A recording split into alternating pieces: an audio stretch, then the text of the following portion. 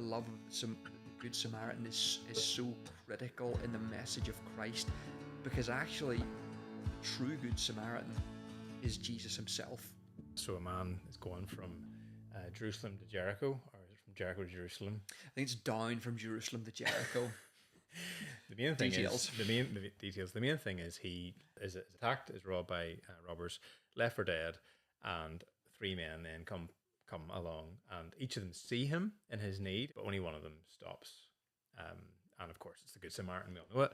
So he's set up as the man that truly loves his neighbor. So what did he do? What's going on there that helps us understand what Jesus was teaching? Yeah, so the first thing that he does is he intervenes. I think that's something that's really central to what love is. Love is not an abstract concept. It is something that is seen in action. It is something that is spent by an individual. It costs them, and it's received, it's appreciated, it becomes a blessing to another person. It's really important to notice that the love that Jesus presents is very different from our notion of love. We think in a sort of contemporary Western context of love, sometimes what we would use a better word would nearly be lust. Yeah. It's a passionate thing, yeah. Or love is an affirming thing, yeah, of everything that a person does. If you love a person, you will just, no matter what they do in their life, no matter how damaging and harmful and ruinous their choices are to them, you will just say, well, that's fine. You know, you have chosen to do this. I love you, so I accept you. That's not the love that's found in the Bible. Yeah, yeah.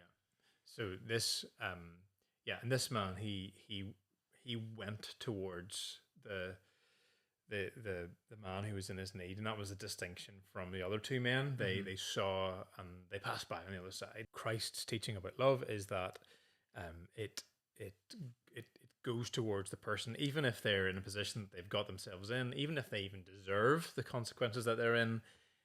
There's still this compassion and this movement towards the person to meet them in their need and to help them in their need.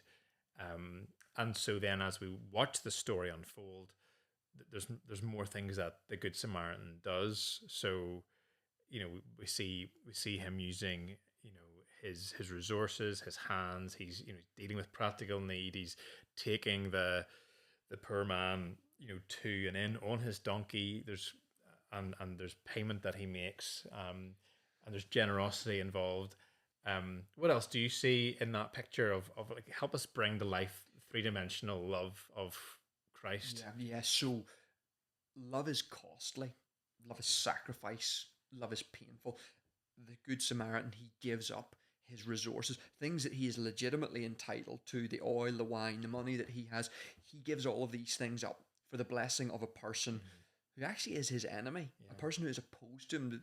The animosity that ran between the Jews and the Samaritans was so deep and so fervent, and yet this man, he is willing to move towards this person who he doesn't know, who he owes nothing to. He moves towards him in mercy and in grace. And that's what true love is. It's a love that gives of oneself without any thought of the cost to you personally, or even to the response of the person to whom the love is directed. That is why the love of the Good Samaritan is so critical in the message of Christ, because actually the true Good Samaritan is Jesus himself.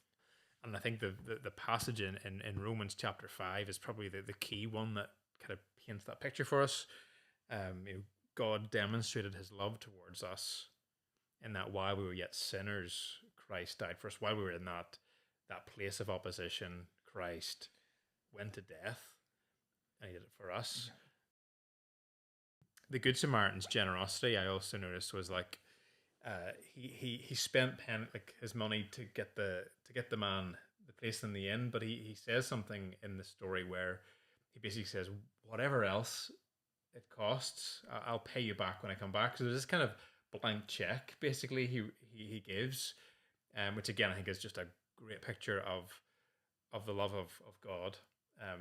There isn't really a limit, and the cost isn't really it's not really, there's no limit to the cost. God is willing to pay whatever it takes to save his enemies and bring them into that Yeah. place of restoration. Yeah, it's an unrestricted, infinite, and eternal love. There's no constraint on the love of God. The only thing that stops us experiencing the love of God is us. And actually, the only reason that the wounded man in the parable of the Good Samaritan experienced the love of the Good Samaritan was because he saw his position. He recognized what he was. He was an enemy of this person.